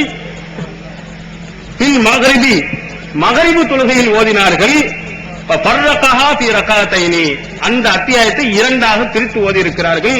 கர்ரஜஹுன் நஸாயி, நஸாயி இமாம் இதை பதிவு செய்திருக்கிறார்கள். ஐலம் வஸஹஹு அபு முஹம்மது அப்துல் ஹக், அபு முஹம்மது அப்துல் ஹக் என்பவர்கள் இது ஆதாரப்பூர்வமானது என்றும் சொல்லி இருக்கிறார்கள். சொன்னது யார்? குர்துபி. இவர்கள் எப்போ இறந்தாங்க? ஹிஜ்ரி 671 இறந்தவர்கள். யார்? இந்த இமாம் 4 இமாம்களுக்கெல்லாம் பின்னால் வந்தவர்கள். எவ்வளவோ பிந்திய காலம், அவங்க எல்லாம் 150-200க்குள்ளே இருக்கக்கூடியவர்கள். அவங்களுக்கு பிறகு யார் வருகிறார்கள்? குர்துபி இமாமும். அவர்கள் 671 இறக்கிறார்கள். ஹிஜ்ரி 600 வாழ்ந்தவர்கள். அவர்கள் ஆய்வு செய்கிறார். எங்களுடைய உலமாக்கல்ல சிலருக்கு கூடான்னு சொல்றாங்க, தப்பு. நான் சொல்லுகிறேன் இதுதான் சரி. காரணம் ரசூல் ஸல்லல்லாஹு அலைஹி வஸல்லம் இப்படி செஞ்சிருக்கிறாங்க, அதற்கு ஆதாரப்பூர்வமான செய்திருக்கு. அப்ப அவர்கள் ஆய்வு செய்து அன்றைய காலத்தில் முன்னால் ஆய்வு செய்தவருடைய ஆய்வு தவறானது என்பதை சுட்டிக்காட்டியிருக்கிறார். அதே மாதிரி சில அறிஞர்கள் ஆரம்ப காலத்தில் ஆய்வு செஞ்சாங்க, ஆய்வு செய்துவிட்டு அது தப்புன்னு என்ன செஞ்ச உணர்ந்து பின்னால் திரும்பி கூட வந்திருக்கிறாங்க. அதுல உதாரணத்துக்கு சொல்ல வேண்டுமா? கால அபூ ஹனீஃபா லா யஜூசுல் மஸஹு அலைஹி லிஅன்னல் மஅமூர பிஹி ரஸூலு ரஜுலைனி வ அதல அன்ஹு ஃபில் குஃபி லிமா ரவைனா வ லைஸல் ஜவ்ரபு ஃபி மானா. நம்ம காலுறை போட்டா அதுக்கு மேல மசல் செய்யலாம், அதை கழுவுறதுக்கு பதிலாக ரசூல் ஸல்லல்லாஹு அனுமதிச்சிருக்கிறார். ஜவ்ரப் இருக்குது, அதாவது அதுக்கு பூட்ஸ் சொல்லுவாங்க, அது தோலான காலுறை என்று சொல்லுவாங்க. இதில் மசல் செய்வது கூடுமா கூடாதா? இமாம் அபூ ஹனீஃபா அவரிடத்தில் கேட்கும்போது அவங்க சொன்னா லா யஜூசுல் மஸஹு அலைஹி, அதுல என்ன செய்யக்கூடாது? மசகு செய்யக்கூடாது. ஜவ்ரபு இருக்குது, அதுல மசகு செய்யக்கூடாது. ஆனா வலகுமா, அவருடைய 2 மாணவர்கள் இருக்கிறார்களே, அபு யூசுப் முகமது, அவர்கள் என்ன செய்கிறார்கள்? கூடும் என்று சொல்கிறார். ஏ மா ருவிய அன்ன ஸல்லல்லாஹு அலைஹி வஸல்லம் மஸஹ அலல் ஜவ்ரபைன், அந்த ஜவ்ரபன நீண்ட பூட்ஸ் கால் மாதிரி பூட்ஸ் மாதிரி இருக்கிறதே, அந்த தோலாலான அந்த காலுறையிலே ரசூல் ஸல்லல்லாஹு அலைஹி வஸல்லம் அவர்கள் மஸஹ் செய்திருக்கிறார்கள். திருமதியிலோடு இந்த ஹதீஸ் இடம்பெற்றிருக்கு. இருப்பதின் காரணத்தினால் கூடும் என்று அவங்களுடைய மாணவர்கள் சொல்லியிருக்கிறாங்க. இது ஹிதாயாவில் கன்சு தகாயிக் என்ற நூலிலே இடம்பெற்றிருக்கிறார். ஆனால் அதற்கு பிறகு கடைசி காலத்திலே அபூ ஹனீஃபா அவர்கள் இறக்கின்ற அந்த நோயில் இருக்கும்போது அந்த ஜவ்ரபின் மீது அவர்கள் மசக செய்தார்கள். செய்துவிட்டு நான் இதுக்கு முன்னால செய்யாம இருந்தேன், நான் இப்பொழுது செய்கிறேன் என்று சொல்லி அவர்கள் இறந்தார்கள் என்ற செய்தியும் சொல்லப்பட்டிருக்கிறது. இப்படி கொஞ்சம் சிந்தித்து பார்க்க வேண்டும். அபூ ஹனீஃபா அவர்கள் ஒரு இதை ஆய்வு செய்கிறார்கள். ஆய்வு செய்து சாதாரண சாக்ஸும் தோலால் செய்யப்பட்ட சாக்ஸும் ஒன்றா இல்லையா? ஆய்வு செய்யும் போது இல்ல, அதற்கு ஆதாரம் எதுவுமே இல்ல, அதனால கூடாதுன்னு சொன்னார். ஆனா அவங்களுடைய மாணவர்கள் பார்க்கிறாங்க, ஹதீஸ் ரசூல் ஸல்லல்லாஹு அலைஹி வஸல்லம் அவர்களே செய்தார்கள் என்று தெளிவாக இருக்கும்போது நம்ம தப்புன்னு சொல்லக்கூடாது என்று அவர்களுடைய ஆய்விலே தன்னுடைய தலைவர் தன்னுடைய ஆசிரியர் செய்தது தப்பு என்று சொல்லியிருக்கிறார். அவங்களுடைய காலத்திலேயும் இஜ்திஹாத் செய்யப்பட்டிருக்கிறது. பெரிய இமாம்கள் தவறு செய்திருக்கிறார்கள் என்பது சுட்டிக்காட்டப்பட்டும் இருக்கிறது. அடுத்ததாக ஹிதாயாவில் இன்னொன்று இருக்கிறது பாருங்க. வல் அஃலலு ஃபில் லைலி இந்த அபி யூசுஃப் முஹம்மது ரஹிமஹுல்லாஹ் மஸ்னா மஸ்னா வ ஃபின் நஹாரி அர்பஉன் அர்பஉன் வ இந்த ஷாஃபி ரஹிமஹுல்லாஹ் ஃபீஹிமா மஸ்னா மஸ்னா வ இந்த அபி ஹனீஃபா ஃபீஹிமா அர்பஉன் அர்பஉன். இரவு நேரத்தில் நாம் தொழுதோம் என்று சொன்னால் பல்லல்லாத தொழுகையை எப்படி தொழுகிறது? 4 ரக்காயத்தை ஒரே சலாமில் கொடுப்பதா அல்லது 2 ரக்காயத் முடித்து சலாம் கொடுத்து தொழுவதா? இதுல என்ன செய்கிறார்கள்? சிறந்தது எது என்பதிலே கருத்து வேறுபாடு. அதுல அபூ யூசுப் முகமதும் அவர்கள் என்ன சொல்றாங்க? இரவு நேரத்தில் தொழக்கூடிய தொழுகை 2-2ஆகத்தான் தொழ வேண்டும், பகல் நேரத்தில் 4 தொழுவோம். ஷாஃபி இமாம் என்ன சொல்கிறார்கள்? பகலில் தொழுதாலும் சரி, இரவில் தொழுதாலும் சரி. ஹதீஸ்ல இருக்கிறது, ஸலாத்துல் லைலி வன்னஹாரி மஸ்னா மஸ்னா, பகலிலும் இரவிலும் தொழக்கூடிய உபரியான தொழுகை 2 தொழ வேண்டும் ரசூல் ஸல்லல்லாஹு சொல்லி இருக்கிறார். ஆனா இமாம் ஷாஃபி சொன்னாங்க 2 தான். பகல்ல நீ சுன்னத்தை தொழுதாலும் 2 தான் தொழுவணும், இரவிலே தொழுதாலும் 2 தான் தொழுவணும். ஆனால் அபூ ஹனீஃபா என்ன சொல்கிறார்? அர்பவுன், பகல்ல தொழுதாலும் 4 தான் தொழுவணும், இரவில் தொழுதாலும் 4 தான் தொழுவணும். பாருங்க, ஒவ்வொருத்தரும் ஒவ்வொரு விதமான இஜ்திஹாத். இவருக்கு ஹதீஸ் கிடைக்காத காரணத்தினால் அபூ ஹனீஃபா அவர்கள் 4 என்று சொல்கிறார். ஆனால் ஷாஃபி இமாம் ஹதீஸ்களின் அடிப்படையாக வைத்து பகலிலேயும் சுன்னத்தான தொழுகை 2 தான், இரவிலேயும் 2 தான் என்று சொல்ல வேண்டும். எல்லாம் ஒன்றையே ஒத்து போக வேண்டும் என்று சொன்னால் மூத்தவராக இருக்கக்கூடிய அபூ ஹனீஃபா சொன்னதையே அவர்கள் எல்லாரும் சொல்லியிருக்கணும். அவருடைய மாணவராவது குறைந்தபட்சம் சொல்லியிருக்கணும். அபூ யூசுஃபும் மாற்றமாக சொன்னார், அவருடைய இன்னொரு மாணவர் முகம்மதும் மாற்றமாக சொல்லியிருக்கிறார்.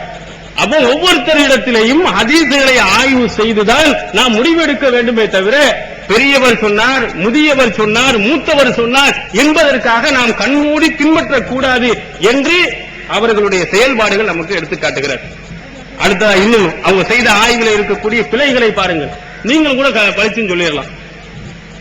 நம்ம மலை தொழுகை இருக்கிறது, மலை தொழுகை தொழலாமா தொழக்கூடாதா? ஹிதாயாவிலே நீங்கள் கேள்வி கேட்டால் ஹனஃபி மதுஹபினுடைய பிரசித்தி நூல் பாபுல் இஸ்திஸ்கா, மலை தொழுகை என்ற மலை தொழுகை விஷயத்தை ஒரு பாடம் போட்டிருக்காங்க.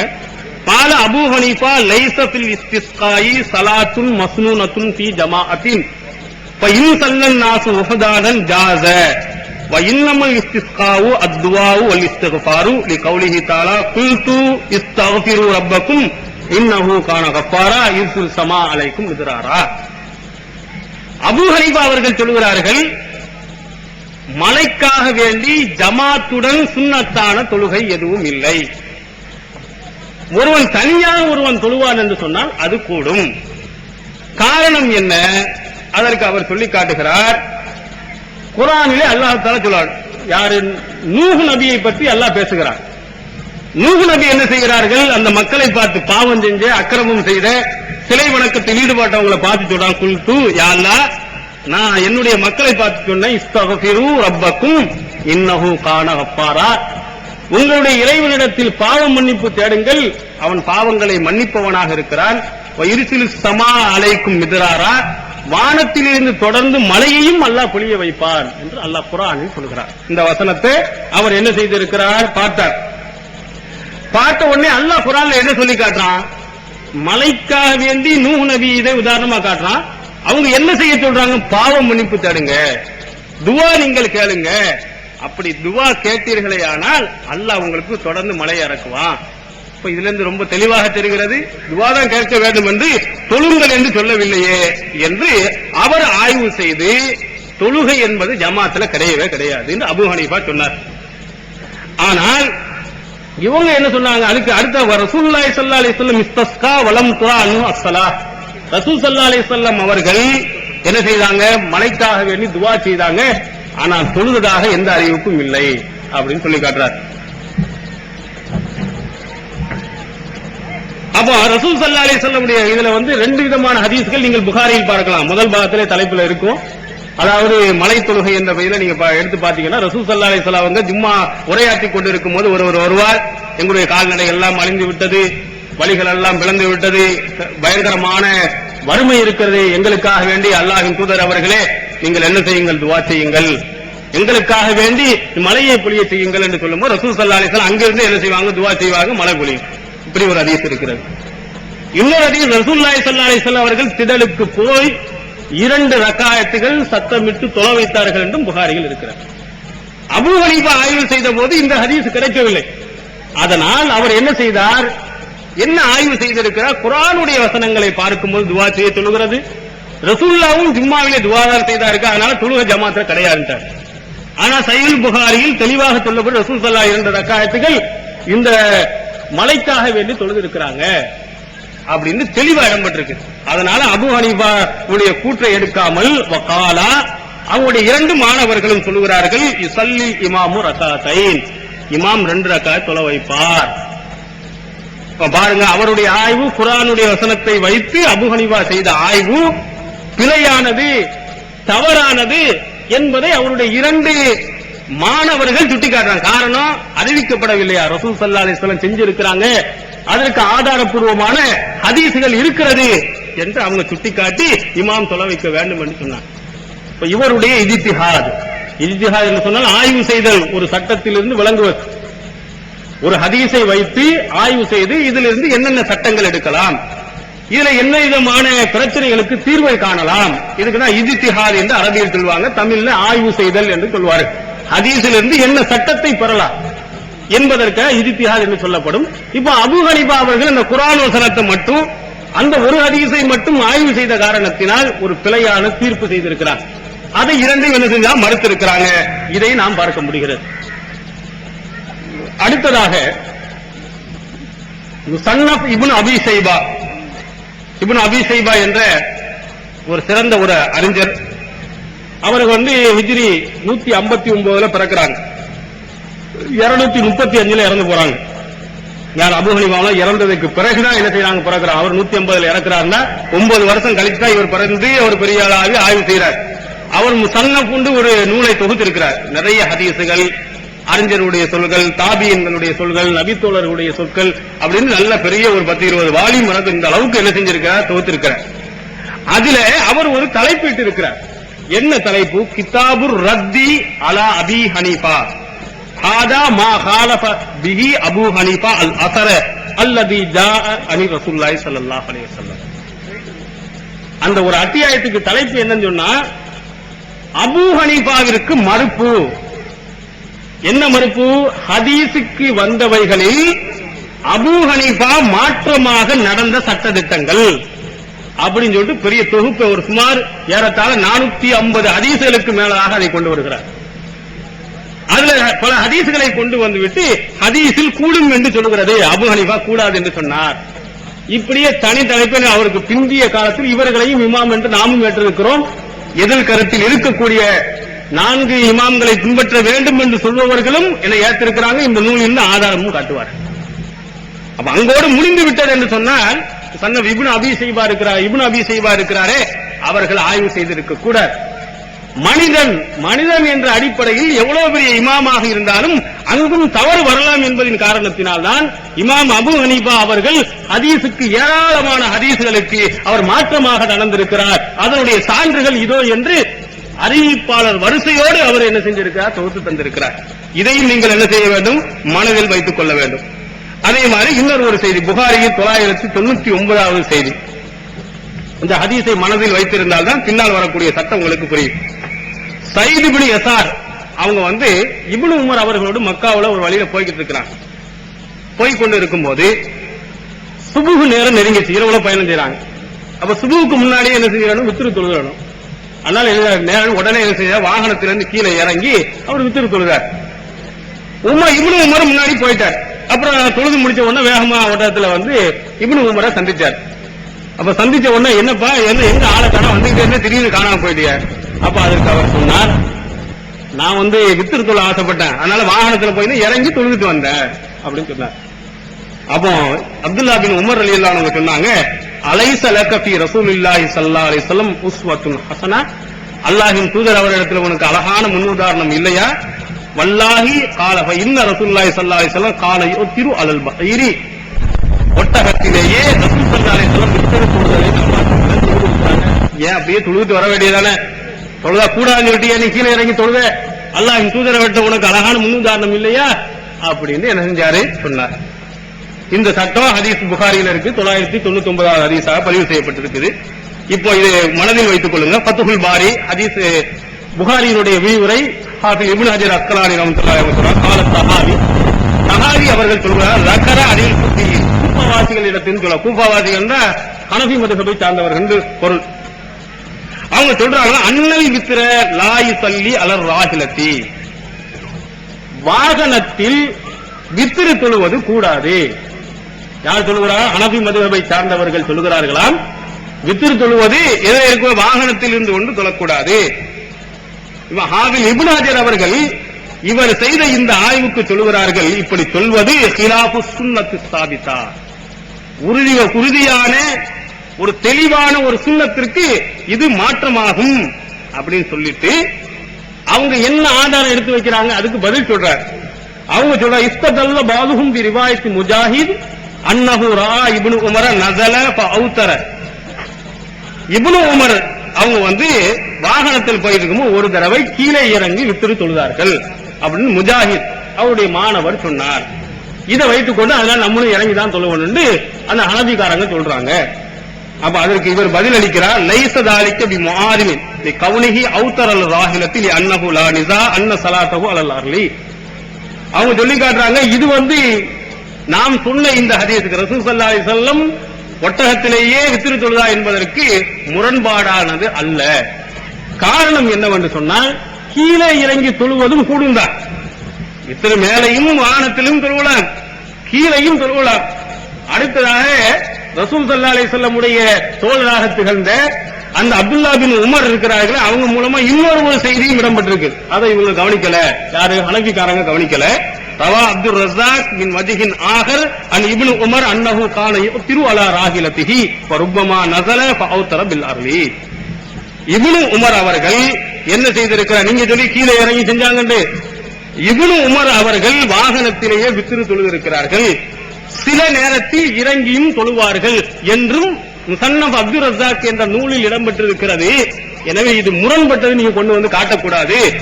ரசூல் ஸல்லல்லாஹு அலைஹி வஸல்லம் அவர்கள் வாகனத்தில் தொழுவதற்கு அங்கீகாரம் கொடுத்திருக்கார். நீ விரும்பினால் வாகனத்தில் தொழலாம், விரும்பினால் கீழே இறங்கியும் நீ தொழலாம், ரெண்டுக்கும் அனுமதிக்கப்பட்டிருக்கே தவிர இதை வைத்துக் கொண்டு தொழக்கூடாது என்று நீங்கள் சொல்லக்கூடாது.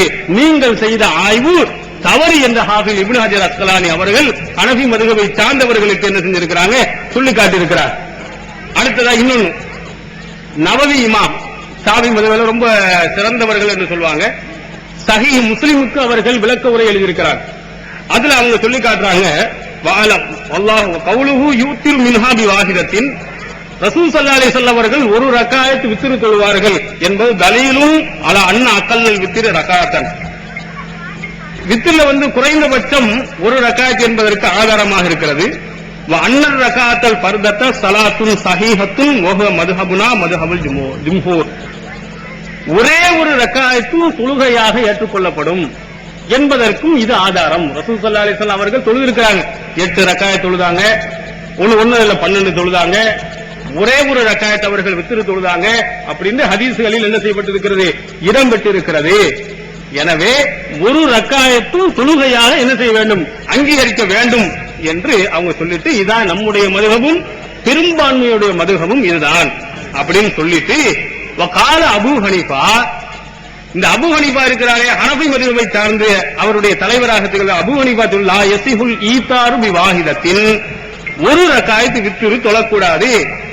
ஏன், லா தகுனு ரகாத்துல் வாஹிதத்து ஸலாத்தன் கத்து.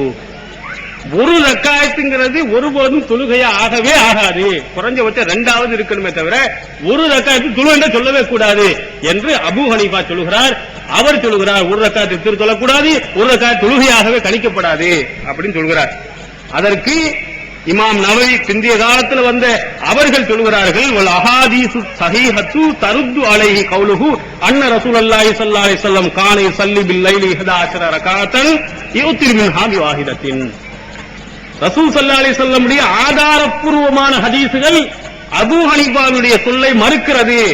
ரசூல் ஸல்லல்லாஹு அலைஹி வஸல்லம் அவர்கள் 11 ரக்காயத்துகள் இரவில் தொழுதார்கள், அதில் ஒரு ரக்காயத்து வித்ரு தொழுதார்கள், ஒற்றைப்படையாக்கி தொழுதார்கள் என்று தெளிவாக ஹதீஸ் இருக்கிறது. அவருடைய கருத்தை மறுக்கிறது. அபூ ஹனீஃபா ஒரு ஆய்வு செய்கிறார். அதை பிந்திய காலத்திலே வந்த இமாம் நவவி அவர்கள் அவருடைய கருத்து தப்பு என்று சொல்லி இருக்கிறார். அங்க நாளோடு நிறுத்தல, பின்னால் வந்த ஏராளமான அறிஞர்கள் என்ன செய்திருக்கிறார்கள், முந்தைய இமாம்களுடைய கருத்தை மறுத்திருக்கிறார். பைஹக்கி இமாம் இவங்களை ஷாஃபி மதுஹப் என்று சொல்லுவாங்க. அவங்க ஒரு கருத்தை சொல்லி காட்டுறாங்க. இமாம் ஷாஃபி அவர்கள் என்ன செஞ்சிருக்கிறாங்க, காவி உடையை அனுமதித்திருக்கிறாங்க. காவி உடை அணியலாம், இஸ்லாத்துல காவி உடை அணியக்கூடாது. ஆனா ஷாஃபி இமாம் என்ன செய்ய, காவி உடை அணியலாம்.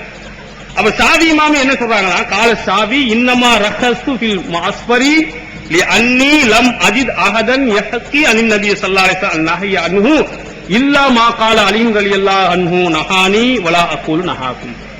நான் ஏன் காவி உடையை நான் உங்களுக்கு அனுமதிக்கிறேன் என்று சொன்னால், காவி உடையை அணியக்கூடாது என்று ரசூல் ஸல்லல்லாஹு அலைஹி வஸல்லம் அவர்கள் சொன்னதாக எந்த செய்தியும் யாரும் அறிவிக்கவில்லை, அலி ரலியல்லாஹு அன்ஹு அவர்களை தவிர.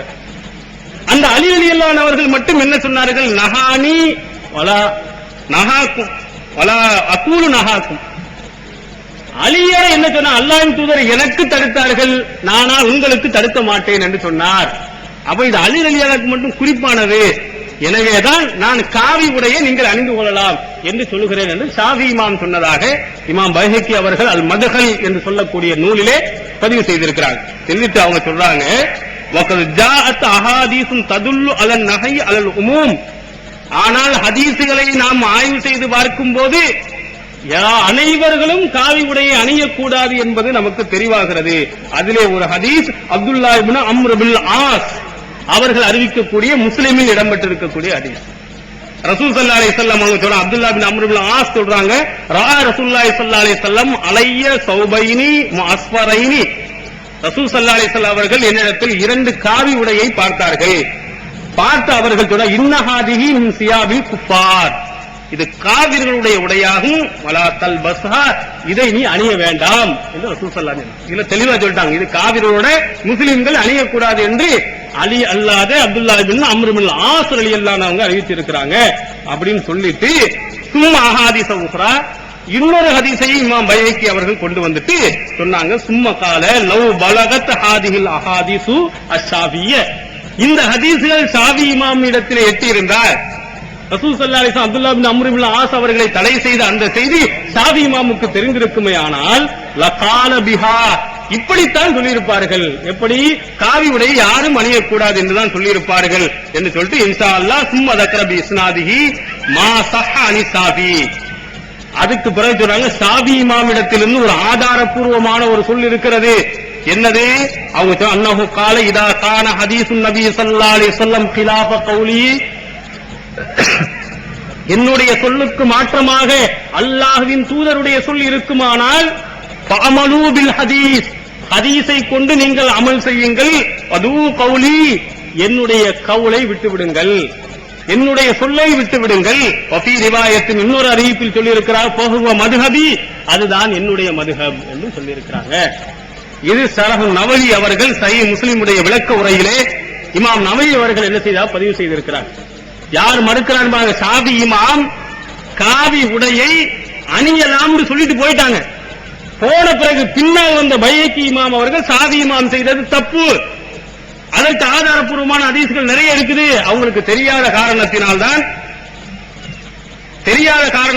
என்ன செய்து விட்டார்கள்? அவர்கள் விட்டு விட்டார்கள் என்று என்ன செஞ்சிருக்கிறாங்க?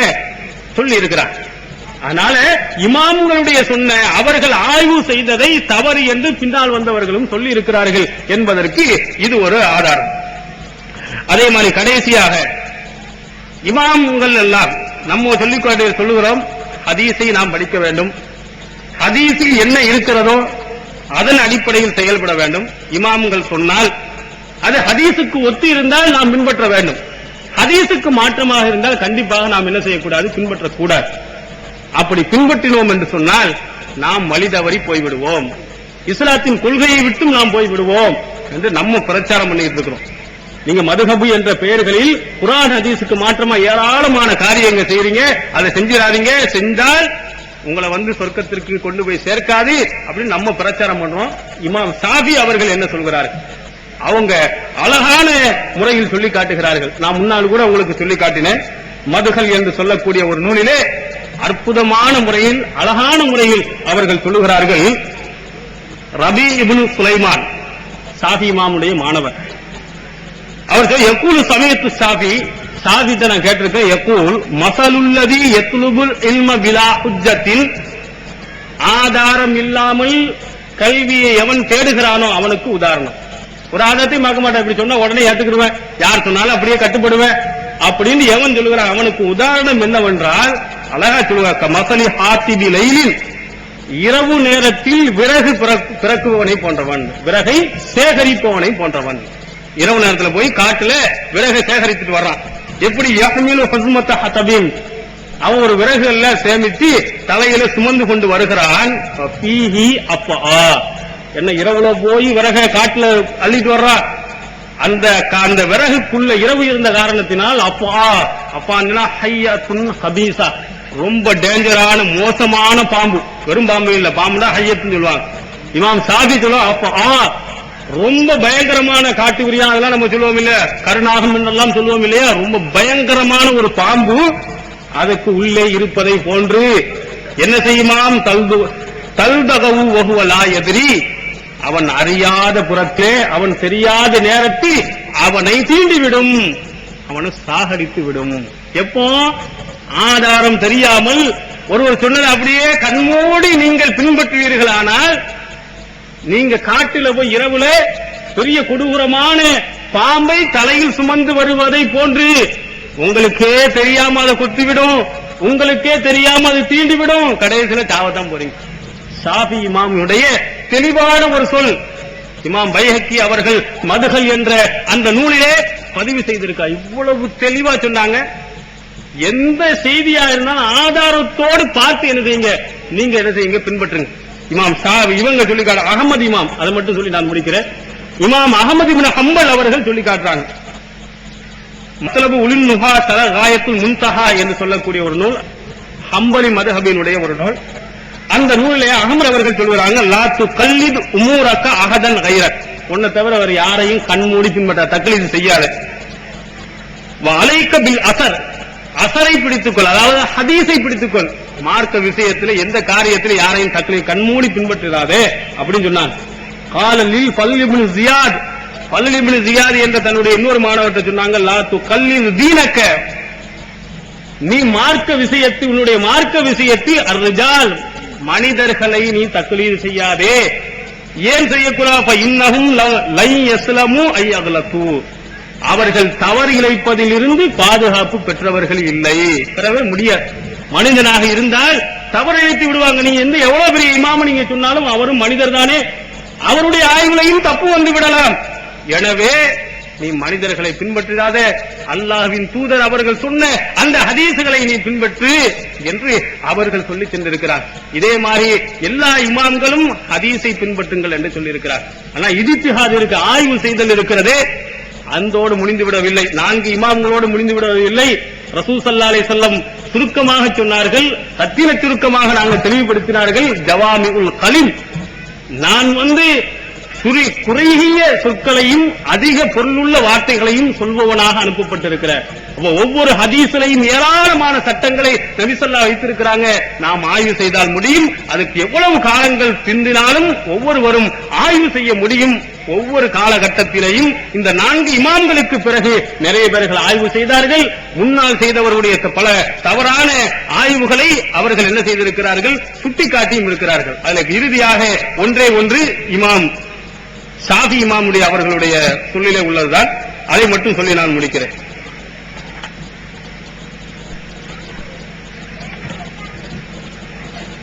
இமாம் ஷாஃபி அவர்களிடத்திலே 2 விதமான சொற்கள் இருக்கிறது. ஒன்னு ஜதீத் என்று சொல்வார்கள், இன்னொன்னு கதீம் என்று சொல்வார்கள். இந்த கதீம் ஜதீத் இது முன்னாள் காலத்தில் சொன்னது கதீம் என்று சொல்வார்கள். கொஞ்ச காலத்துக்கு பிறகு இமாம் ஷாஃபி அதை மாத்திட்டாங்க, ஜதீத் சொல்வாங்க. இது அல் மஜ்மூ என்று சொல்லக்கூடிய நூலிலே இமாம் நவவி அவர்கள் சொல்லி காட்டுகிறார்கள், குல்லு மசாலத்தின் ஃபீஹா கௌலானி லிஷாஃபி, ஷாஃபி இமாமுக்கு எந்த மசாலாக்களில் எந்த சட்ட பிரச்சனைகள் 2 கவுல்கள் 2 விஷயங்கள் இருக்கிறதோ அது ஒன்று கதீமுன் பழையது என்று சொல்வார்கள், ஜதீது என்று புதிய சொல்லுவாங்க. ஆரம்ப காலத்தில் சொன்னது ஒண்ணு, புதுசா சொன்னது ஒண்ணு. அப்ப அடுத்த வல் ஜதீது ஹுவ ஸஹீஹ், ஜதீத் என்ற புதுசா சொன்னது அதுதான் சஹீஹானது, அலைஹில் அமல், அதுல தான் என்ன செய்ய அமல் செய்யப்படுகிறது. அன்னல் கதீமு மர்ஜூன் அன்ஹு, இந்த பழைய கவுல்லாம் என்ன செய்வது, அவங்க அதுல இருந்து வாபஸ் வாங்கிட்டாங்க. பஸ்தஸ்னா ஜமாஅத்து மின் அஸாபினா நஹு 20 மஸாலத்தன் அவ் அக்ஸர, நம்முடைய மதுஹபிலே இருக்கக்கூடிய நம்முடைய தோழர்கள் 20 சட்டங்களில் மட்டும் இதுல விதிவிலக்கு கொடுக்குகிறார்கள். அவன் காலு இஃப்தா ஃபீஹா பி கதீமி, அதுல அவர்கள் ஃபத்வா கொடுக்கிறார்கள், பழைய சொல்லுதான் சரியானது. இமாம் ஷாஃபி ஆரம்பத்தில் ஒரு சொல்லை சொல்லிட்டு இதெல்லாம் தப்புன்னு புதுசா நிறைய சொன்னாங்களா, அந்த புதுசுதான் அமல் செய்யணும் எல்லாரும் ஒத்துக்கிட்டாங்க. ஆனால் பிந்தி வந்த அவருடைய தோழர்கள், அவருடைய மாணவர்கள் 20க்கும் மேற்பட்ட சட்ட திட்டங்களில் பழைய சொல்லுதான் சூப்பரானது, அதுக்கு தான் ஆதாரம் இருக்குது. ஷாஃபி சொன்ன புதுசு தப்பு, முதல்ல சொன்னதே ஒழுங்கா இருந்திருக்கலாம், திரும்ப மாத்தி இருக்கிறாங்க, இது தவறு என்று அவர்கள் சொன்னதை அல் மஜ்மூ என்ற நூலில் நாம் பார்க்க முடிகிறது. எனவே எல்லாம் அல்ல அல்லாஹுவின் நல்லடியார்களே, நேரம் முடிந்து விட்டதின் காரணத்தினால் நான் இப்போது முடித்துக் கொள்கிறேன். வாஹிர் தாவானா அல்ஹம்துலில்லாஹி ரப்பில் ஆலமீன். அஸ்ஸலாமு அலைக்கும்.